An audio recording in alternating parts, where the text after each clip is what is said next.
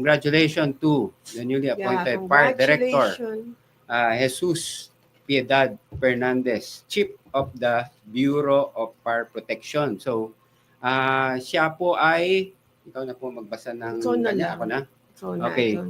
So, he was appointed noong April 11, 2025 and assumed the 2-star rank and took his office through Executive Secretary Lucas Bersamin sa Malacanang noong May 2, 2025. DILG welcomes the President Ferdinand Marcos Jr.'s appointment of Fire Director Jesus Fernandez as the new chief of the BFP.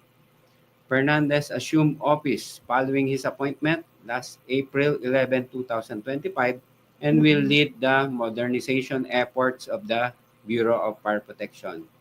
Prior to his appointment, Fernandez was designated by Secretary Remulla as officer in charge of the BFP following the mandatory retirement of former Fire Chief Louis Poracan last December 2024.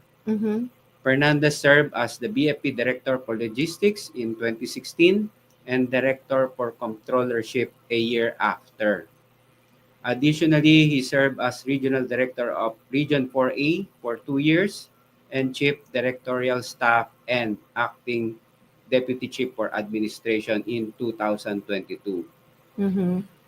He is a member of the PNPA Sandigan Class of 1994 and has handled various offices in Region 2 and the National Capital Region.